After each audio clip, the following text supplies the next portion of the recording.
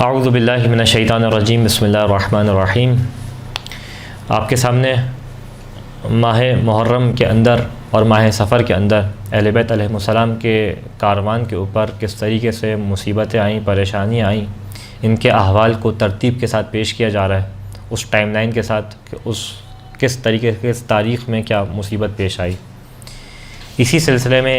پہلی محرم سے 20 محرم تک 2 ایپیسوڈز میں آپ کے سامنے اس کو پیش کیا۔ آج ارادہ کیا کہ 20 ماہ محرم سے لے کے آخر محرم تک کیا کیا مشکلات جو ہیں وہ اہل بیت علیہ السلام کے گھرانے میں پیش آئیں، اس کو ترتیب کے ساتھ پیش کریں۔ یہ وہ 10 دن ہیں، یہ وہ ایام ہیں کہ 20 محرم سے جو ہے وہ کاروان اہل بیت کوفہ سے رواں ہوا شام کی جانب، اور جب یہ کوفہ سے شام کی جانب رواں ہوا تو یزید کا حکم آیا کہ کوفہ سے شام آنے کے لیے 2 راستے ہیں۔ ایک راستہ وہ ہے کہ جو سیدھا کوفہ سے شام آتا ہے، کہ جب بھی کوئی مسافر کوفہ سے شام جانا چاہتا ہے تو اس راستے کو اختیار کرتا ہے۔ کہا کہ نہیں، اس راستے سے نہیں لانا، بلکہ ایک ایسے راستے سے لانا کہ ہر کوچے سے، ہر شہر سے ہوتا ہوا یہ قافلہ آئے، تاکہ تمام عالم عرب کے اندر یہ بات پہنچے کہ کس طریقے سے یزید نے امام حسین کو شہید کیا ہے، تاکہ کل کوئی آواز جو ہے وہ یزید کے خلاف نہ اٹھے۔ لیکن تاریخ بیان کرتی ہے کہ جب اس کاروان کو مختلف منازل کے اوپر مختلف شہروں کے اندر لے کے جایا گیا تو کئی تو ایسے شہر تھے کہ جنہوں نے اس کاروان کو اپنے شہر میں آنے نہ دیا، اور کئی ایسے شہر تھے جنہوں نے لشکر یزید کے اوپر حملہ کیا کہ کس طریقے سے ہو سکتا ہے کہ آل رسول ہو، اس کو اس بے دردی کے ساتھ ہمارے شہر میں داخل کیا جائے اور ہم برداشت کر لیں۔ یہاں تک کہ تاریخ بیان کرتی ہے کہ یہ یزید کا فعل خود اس کے خلاف جو ہے وہ ایک بڑی تحریک کا موجب بنا، اور بجائے کہ خوف بیٹھتا دلوں میں،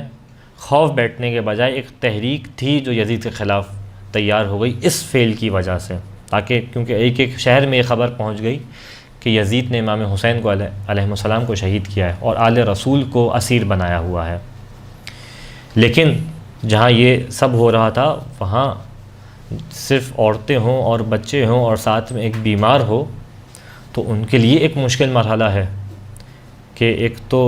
گھر والوں کو، مردوں کو مار دیا گیا ہے، اور اوپر سے سفر کے اندر سفر کو طول دیا جا رہا ہے تاکہ مزید مشکل بڑھ جائے، اور نہ صرف سفر کے طول سے مشکل بڑھے بلکہ مزید ظلم یہ کیا کہ سواریوں کو بے کجاوا کر دیا گیا کہ جب یہ سواریوں پہ سوار ہوں تو ہر لمحے ہر سواری کی ایک حرکت کے اوپر ان کے جسم کو اذیت پہنچے، اور سوار ہونے والے شدید کرب کی کیفیت میں آ جائیں جب اس کے اوپر سوار ہو رہے ہوں۔ ساتھ میں مزید ظلم کیا کیا کہ کاروان کے ساتھ، اسیروں کے کاروان کے ساتھ، اہل بیت علیہ السلام کے کاروان کے ساتھ شہداء کے سروں کو بھی بلند کیا۔ یعنی اب کسی بھی منزل پہ جائیں اور پورے راستے یہ بیویاں کبھی سر علی اکبر پہ نگاہ کریں، کبھی سر عباس پہ نگاہ کریں، کبھی سر امام حسین پہ نگاہ کریں، کہ ایک جانب اپنے آپ کو اسیر دیکھ رہی ہوں، ایک جانب اپنے آپ کو بے مقنا و بے نقاب دیکھ رہی ہوں، اور ایک جانب اپنے مردوں کے سروں کو دیکھ رہی ہوں،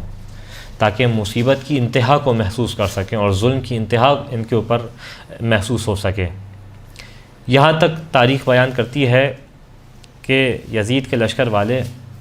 جب بھی کسی منزل پہ ان کو رکنے کا موقع ملتا اور کسی منزل پہ قیام کرتے تو اس منزل کے اوپر بیٹھنے کے بعد شراب نوشی کیا کرتے تھے، اور شراب کے نشے میں دھت ہو جایا کرتے تھے۔ جب شراب کے نشے میں دھت ہوتے تھے یہاں تک کہ اس نشے کے اندر سر امام حسین سے کھیلا کرتے تھے، اور بیویاں یہ منظر دیکھ رہی ہوتی تھیں کہ کس طریقے سے ان کے شہداء کے سروں سے کھیلا جا رہا ہے۔ یہاں تک کہ کئی منازل سے ہوتا ہوا یہ کاروان شام پہنچا ہے۔ اب منازل جو ہیں وہ 26 سے 28 منازل ہیں جو تاریخ نے پیش کی ہیں، جن میں ہر منزل کی اپنی داستان ہے کہ کس طریقے سے کاروان اس منزل پہ پہنچا، کہ کبھی کسی منزل میں داخلے کی اجازت نہیں دی گئی، کبھی شراب کے نشے میں دھت تھے تو آسمان سے ملائکہ آئے اور آنے کے بعد جو ہے وہ ایک عذاب کی کیفیت پیش آئی، کبھی آسمان سے اللہ کے رسول نازل ہو رہے ہیں، جناب آدم نازل ہو رہے ہیں، ہر منزل کی اپنی داستان ہے. کبھی سر امام حسین کو رکھا جاتا ہے تو اس سے خون ہے جو جاری ہوتا ہے اس پتھر سے، کہ آج بھی وہ پتھر موجود ہے جس سے سر امام حسین سے خون جاری ہوا. 26 سے 28 منازل ہیں، اور کوشش یہ ہے کہ ہر منزل کی انشاءاللہ آپ کے سامنے تفصیل پیش کریں، لیکن کیونکہ 26 سے 28 منازل ہیں تو یہ خود ایک طویل کام ہے کہ ان کی تفصیل کو آپ کے سامنے پیش کیا جائے. لہٰذا اس کے لیے ارادہ کیا کہ ایک مختلف ویڈیو کے اندر اس کی منازل اور ان کی تفاصیل کو آپ کے سامنے پیش کریں. ابھی فی الحال میں صرف منازل کا نام آپ کے سامنے پیش کر لیتا ہوں تاکہ آپ کے ذہن میں خاکہ بن جائے. انشاءاللہ آنے والی ویڈیو میں اس کے اوپر ترتیب میں گفتگو کریں گے. پہلی منزل جو کوفے کے بعد پیش آئی اس سے 15 کلومیٹر دور منزل قادسیہ تھی.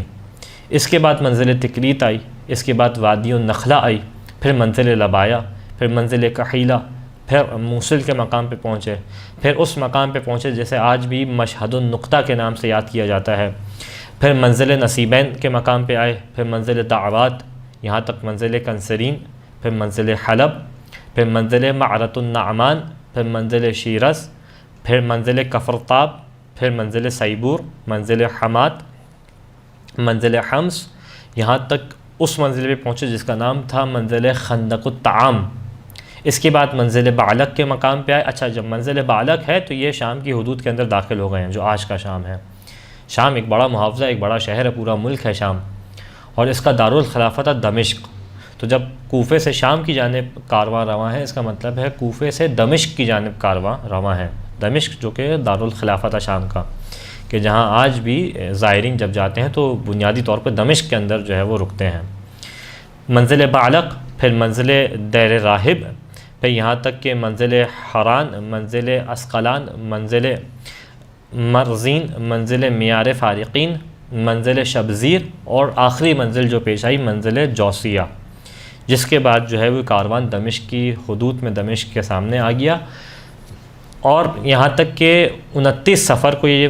دمشق کی حدود کے اندر داخل ہو گیا، دمشق کے دروازے کے سامنے آ گیا. لیکن 29 محرم کو منزل دمشق کے اندر اور دمشق کے شہر کے اندر داخلے کی اجازت نہیں ملی، دروازوں کو بند کر دیا گیا اور کہا گیا کہ ابھی اہل بیت کے کاروان کو، اسیران اہل بیت کو، نبی زادیوں کو دمشق کے اندر آنے کی اجازت نہیں ہے. کیوں نہیں ہے؟ کیونکہ ابھی شہر سجایا جاتا ہے، ابھی تماشے کا انتظام کیا جاتا ہے. جب تماشوں کا انتظام ہو جائے گا، جب تماشائی آ جائیں گے، جب شہر کو دلہن بنا دیا جائے گا، ایک عید کا موقع بنایا جائے گا، اس کے بعد منزل کے اندر داخلہ کی اجازت ملے گی.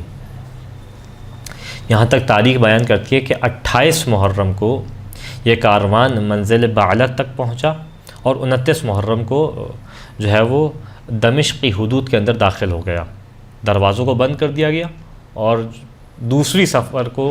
داخلے کی اجازت ملی. 1 سے 20 سے آخر محرم تک یہ وہ ایام ہے کہ جس کے اندر 25 محرم کو ایک اور المناک